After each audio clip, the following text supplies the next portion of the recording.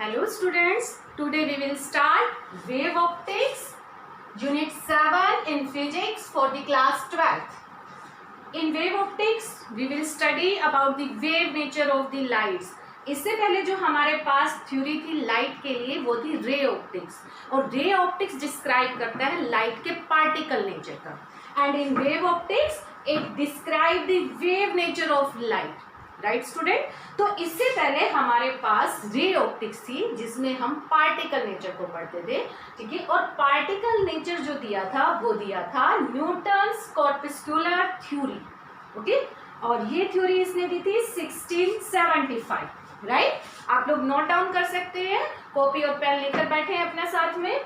इसके अकॉर्डिंग इसने क्या बोला न्यूटन्स ने कि जो लाइट है, light is made up of tiny particle. Light जो है छोटे छोटे पार्टिकल से मिलकर बनी हुई है, और इन टाइनी पार्टिकल्स को उसने नाम दिया कॉर्पस्कल्स. कॉर्पस्कल्स. ओके. तो उसके अकॉर्डिंग क्या था कि भले ही हमारे पास कोई सन है या ट्यूब लाइट है, सपोज करो. ठीक है. ये जो लाइट एमिट कर रही है, इस लाइट में हमारे पास लाइट के पार्टिकल्स हैं छोटे छोटे. ओके. और इन पार्टिकल्स का नाम कॉर्पस्कल्स है. अब इन्होंने और डिस्क्राइब किया कॉर्पस्कल्स को कि क्या है ये कॉर्पस्कल्स. इसने बोला कि जो ये कॉर्पस्कल्स हैं ये रिजिड हैं, काफी ज्यादा इलास्टिक हैं, मासलेस हैं, और डिफरेंट शेप और डिफरेंट साइज है इनका. ओके. क्या बोला इन्होंने कि ये जो कॉर्पस्कल्स हैं ये रिजिड हैं, इलास्टिक हैं, massless है and having different shape and size. Okay. Third point उन्होंने क्या बोला इन कॉर्पस्कल्स के लिए कि ये ट्रैवल करते हैं स्ट्रेट पाथ में. Okay. They travel in straight line. Okay. In different speed in different medium. Different medium में इनकी जो स्पीड होगी वो डिफरेंट होगी, but they travel in straight line. Okay. Now fourth point उन्होंने क्या बोला कि velocity of these corpuscles particle in denser medium is more than velocity in rarer medium. मैंने नहीं कहा है ये न्यूटन्स कॉर्पस्कुलर थ्योरी ने बोला, क्योंकि आज हम सबको पता है कि जो वेलोसिटी है वो रेयरर मीडियम में ज्यादा है, डेंसर मीडियम में कम है. बट न्यूटन्स कॉर्पस्कुलर थ्योरी के अकॉर्डिंग क्या था कि corpuscles has the velocity more in denser medium and less in rarer medium. Now next point he gave different corpusculars of the light. Different light के जो different corpuscles होंगे उनकी different shape और different size होगी. ठीक है. तो ये सारे पॉइंट जो है वो न्यूटन्स ने दिए. एक बार फिर से मैं इनको रिवाइज करवा देती हूँ. न्यूटन्स कॉर्पस्कुलर थ्योरी आई 1675 में. इसने वेव नेचर नहीं बताया, इसने पार्टिकल नेचर बताया. इसके अकॉर्डिंग क्या था कि जो लाइट है छोटे पार्टिकल से मिलकर बनी है, और इन टाइनी पार्टिकल्स को हम कॉर्पस्कल्स कहते हैं. रिजिड है ये और इलास्टिक है, मासलेस है, डिफरेंट साइज एंड शेप है. ये दे travel in straight line with different speed in different medium, and also he gave velocity of these corpuscles in denser medium greater than velocity in rarer medium. And last point, different color of light have different shape and the different size of the corpuscles. Note कर लो आप इनको सभी points को. ठीक है. Okay. आगे चलते हैं अब हम.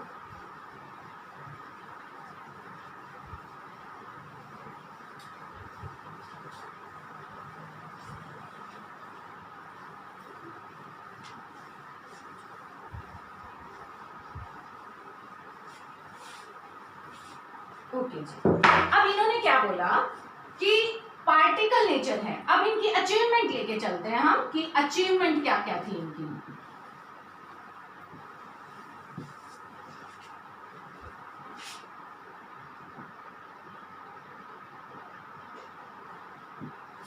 ठीक है. Achievement number 1, achievement reflection.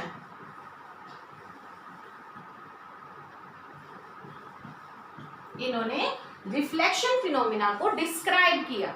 Second refraction, refraction को किया। थर्ड इन्होंने क्या बोला, rectilinear path, rectilinear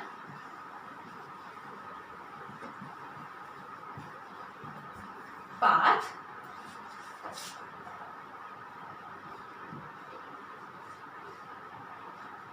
of light. Okay, इसने क्या बोला इस पॉइंट के अकॉर्डिंग कि जो कॉर्पस्कल्स हैं वो स्ट्रेट लाइन में आपके ट्रैवल कर रहे हैं, ठीक है, स्ट्रेट लाइन में। ओके, सेकेंड हम लेके चलते हैं रिफ्लेक्शन को। इसने किस तरह से प्रूव किया? रिफ्लेक्शन में क्या होता है? Reflection, we know that when any light ray incident on a surface of the another medium then it bounce and come back in the same medium, right? यही हमने पढ़ा है। अब इसको अकॉर्डिंग टू न्यूटन्स थ्योरी के हम लोग लेके चल रहे हैं। ये क्या हो गया? Surface of second medium, surface of medium, ठीक है। ये हमारा फर्स्ट मीडियम है, ये हमारा सेकेंड मीडियम है, ये हमारा रेयरर मीडियम स्पॉज, ये हमारा डेंसर मीडियम, राइट?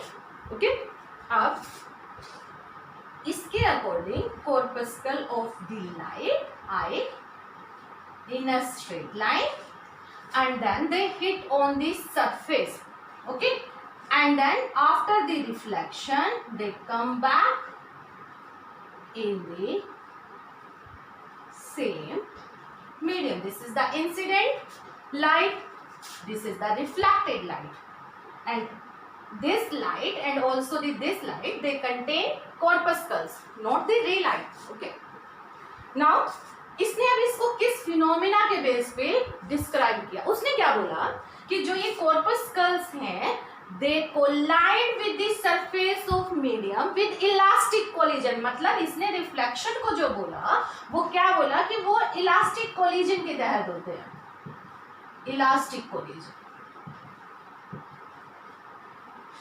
ठीक है। तो इसने बोला कि they collide to the surface of the medium with elastic collision and then they come back in the same medium. Okay, अब बात आई रिफ्रैक्शन की। चलो रिफ्रैक्शन लेके चलते हैं। रिफ्रैक्शन में उसने बोला लाइट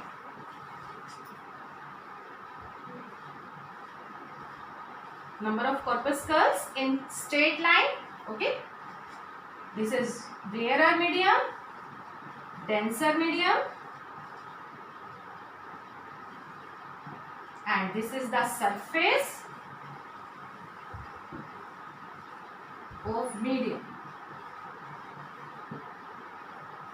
Okay, तो इसके अकॉर्डिंग इसने कैसे बताया रिफ्रैक्शन को? और इसने बोला कि जब आपके कॉर्पस्कल्स ऑफ लाइट रे यहाँ किसी मीडियम के सरफेस पर आते हैं, ये रेयरर मीडियम है, ये डेंसर मीडियम है, तो डेंसर मीडियम के जो पार्टिकल हैं, पार्टिकल यहाँ पर इस मीडियम में नंबर ऑफ पार्टिकल होंगे, आपको पता ही है।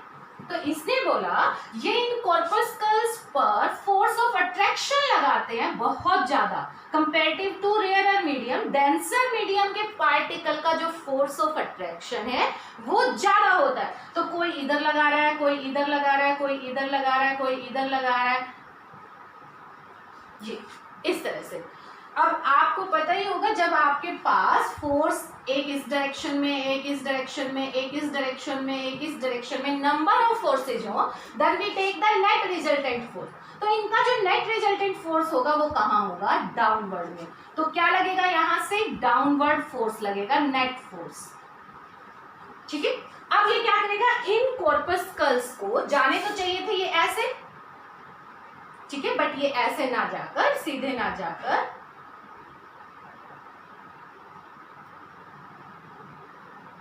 ये क्या हो जाएंगे? इस फोर्स की वजह से थोड़ा सा इस तरफ टर्न हो जाएंगे, तो ये इस तरह से जाएंगे, राइट स्टूडेंट? तो इसने न्यूटन्स ने जो अपना रिफ्रैक्शन फिनोमिना है वो अपनी थ्योरी के अकॉर्डिंग इस तरह से उसकी एक्सप्लेनेशन दी। तो उसने क्या बोला कि रिफ्रैक्शन फिनोमिना क्यों होता है, because the particle of the denser medium has more force of attraction than the rare medium. तो वो उसको डाउनवर्ड में अट्रैक्ट करते हैं। जब वो उनको डाउनवर्ड अट्रैक्ट करेंगे तो नेट फोर्स जो है वो आपका ये लगा और ये अपनी डायरेक्शन से थोड़ा सा डेविएट हो जाएंगे and we represent like this. ठीक है, तो ये सब इसने प्रूफ किया by his theory, reflection, refraction and the rectilinear path. Okay, fail भी हुई इसकी थ्योरी, तो फेलियर पढ़ लेते हैं हम लोग। फेलियर रीजन,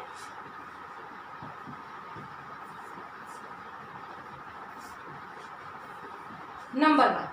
ठीक है, सबसे पहले इसने क्या बोला, सबसे पहले जो इसको ये थ्योरी फेल हुई वो इस वजह से हुई क्योंकि ये कुछ फिनोमिना डिस्क्राइब नहीं कर पाया, जैसे इंटरफेरेंस। इंटरफेरेंस आपको पता है कहां से आया था, यंग डबल स्लिट एक्सपेरिमेंट से।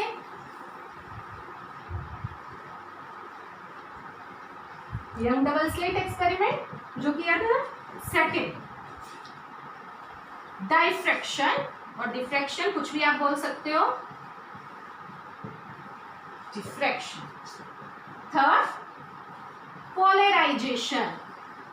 ये फिनोमिना जो है ये थ्योरी फॉलो नहीं कर पाई। और सबसे बड़ा रीजन जो इसका फेल होने का था वो था इसका 1850 में एक साइंटिस्ट था फोकॉल्ट। 1850 में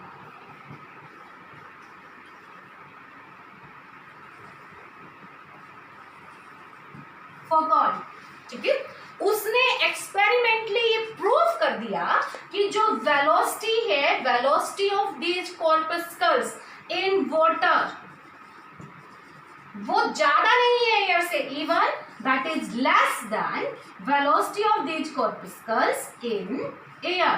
तो इसका मतलब हम कह सकते हैं कि उसने क्या प्रूफ किया कि velocity of light in air greater than velocity in water. ठीक है, इस पॉइंट्स के बाद तो ये थ्योरी बिल्कुल ही खत्म हो गई कि पार्टिकल नेचर ऑफ लाइट है।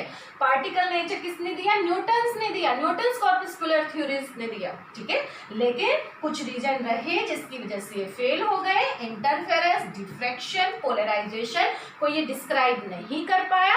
और सबसे बड़ा झटका इसको कब लगा, जब 1850 में फोकॉल्ट ने बिल्कुल एक्सपेरिमेंटली ये प्रूव कर दिया कि जो वेलोसिटी ऑफ वाटर है that is less than velocity in air. बाकी वैसे इससे बहुत समय पहले अराउंड 1675 के ही बिल्कुल आसपास एक और दूसरा साइंटिस्ट था, डच साइंटिस्ट। ठीक है, उसका नाम था हाइगन। कुछ उसको हाइजेंस प्रोनाउंस करते हैं, कुछ हाइगन प्रोनाउंस करते हैं। ठीक है, तो उसने भी अपनी थ्योरी में इस थ्योरी को गलत बता दिया था, लेकिन किसी ने उसकी थ्योरी मानी नहीं थी। तो हाइजेंस ने अपनी जो थ्योरी है वो 1678 में दी थी। हाइजेंस जो था वो डच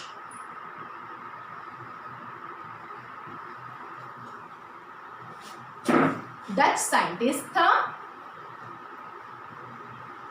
ठीक है, राइट, ठीक है, हाइजेंस आप कुछ भी प्रोनाउंस कर सकते हैं, दोनों ही नेम से इसको प्रोनाउंस किया जाता है। उसने 1678 में ही न्यूटन्स कॉर्पस्कल्स थ्योरी को गलत बोला था, बट किसी ने नहीं माना।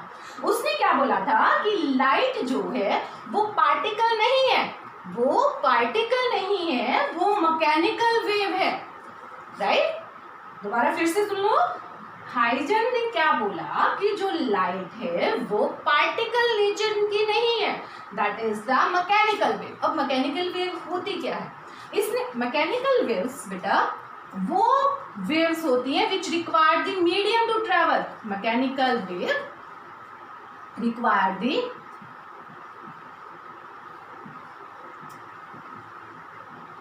मीडियम। अब क्वेश्चन यहां पर ये उठता है कि अगर मीडियम की रिक्वायरमेंट है मैकेनिकल वेव को मूव प्रोपेगेट करने में, और लाइट हमने बोला कि मैकेनिकल वेव है, तो कैसे सन से कैसे सन से अर्थ पर लाइट पहुंच सकती है, क्योंकि सबको पता है कि इस यूनिवर्स में सन और अर्थ के बीच में वैक्यूम है। तो ये हमारा सन, ठीक है, ये आपका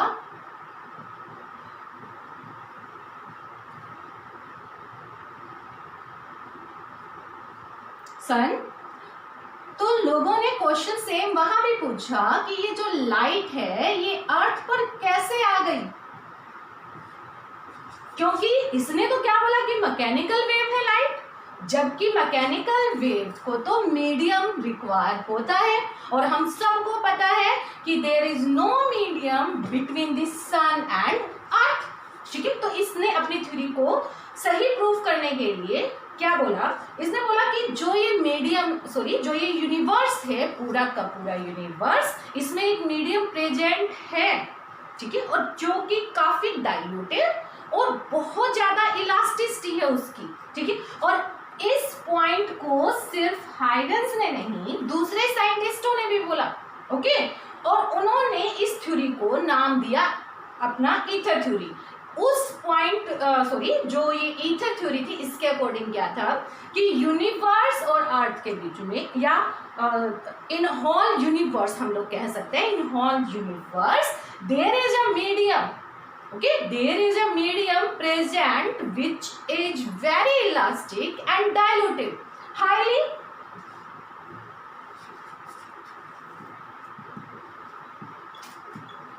diluted and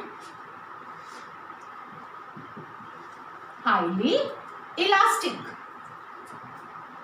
और इन्होंने ये हाईली डाइल्यूटेड और हाईली इलास्टिक भी क्यों लिया, हाईली डाइल्यूटेड होता है बहुत बहुत ज्यादा हल्का, ठीक है। तो उन्होंने कहा कि इस पूरे यूनिवर्स में एक मीडियम प्रेजेंट है जो कि काफी ज्यादा डाइल्यूटेड और बहुत ज्यादा इलास्टिक है, और उस मीडियम का नाम है ईथर, ओके, और इसीलिए इसको बोला गया ether theory. So second point क्या था इसकी थ्योरी का, there is a medium in whole universe which is very dilute and elastic called the ether, okay। अब थर्ड पॉइंट इसने क्या दिया, अब मैकेनिकल वेव्स आपके क्लासिकल मैकेनिक्स में आप लोग पढ़ सकते हैं, और ये चीज सबको उस वक्त भी पता थी कि मैकेनिकल वेव्स की जो वेलोसिटी है, वेलोसिटी जो है वो इस फॉर्मूले से दी जाती है, velocity of mechanical wave square root of E by rho. E जो होता है बेटा वो होता है इलास्टिसिटी, रो डेंसिटी होता है। इसने बोला कि जो इलास्टिसिटी है बहुत बहुत ज्यादा है, हाईली डाइल्यूटेड कर दिया, इसका मतलब डेंसिटी क्या हो गई, बहुत बहुत कम हो गई। अब ये फैक्टर बहुत ज्यादा, ये फैक्टर बहुत कम, तो इसका मतलब ये क्वांटिटी क्या आई आपकी, बहुत ज्यादा। तो इसने क्या बोला कि वेलोसिटी ऑफ लाइट जो है that will be equal to E divided by rho and square root of that its value is very very high, okay। So these are the points of the Huygens theory, okay।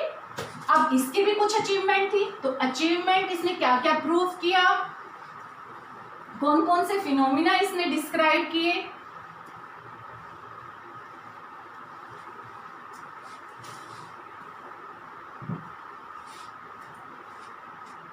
सबसे पहले इसने prove किया rectilinear path of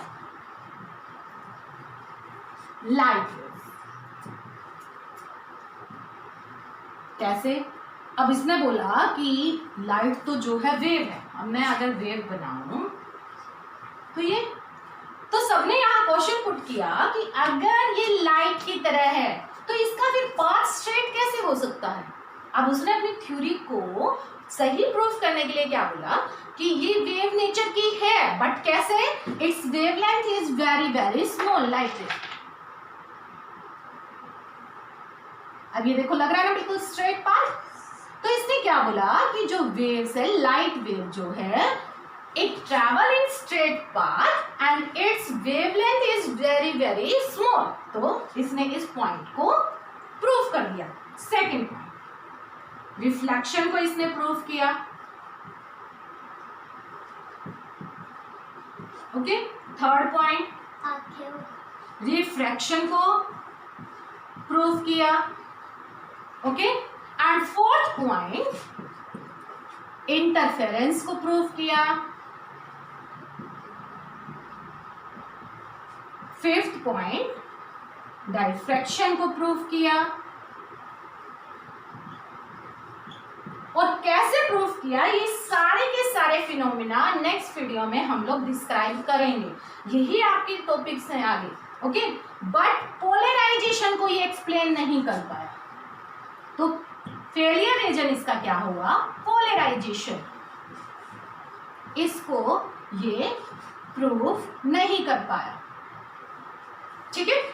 तो आप achievement में लिख सकते हो rectilinear path of light will prove किया, second reflection, third refraction, fourth interference, fifth diffraction, and failure reason में it could not explain the polarization, okay.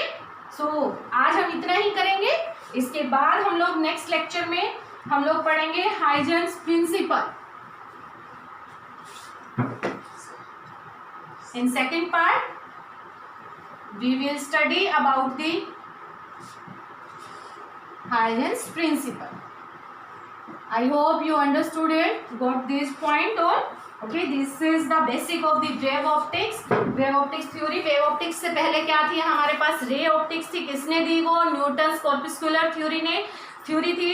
इन 1950 में दी, न्यूटन्स ने दी। उसने उसको क्या कंसिडर किया कि लाइट जो है वो पार्टिकल नेचर का है। पार्टिकल को उसने नाम दिया कॉर्पस्कल्स, और velocity of denser medium more than velocity in the rare उसने प्रूफ किया। प्रूफ नहीं कहूँगी मैं, उसने कंसिडर किया, ओके। उसको ड्रोम प्रूफ किया हाइजेंस ने। उसने अपनी थ्योरी इन 1678 दे दी थी। उसके बाद उसने उस लाइट को मैकेनिकल वेव कंसीडर किया, और साथ में ये अजम्पशन दी कि इस यूनिवर्स में एक diluted and highly elastic medium present है, ठीक है। And velocity of air is much more than velocity of air और any denser medium, you can say that. So आज के लिए इतना ही, थैंक यू।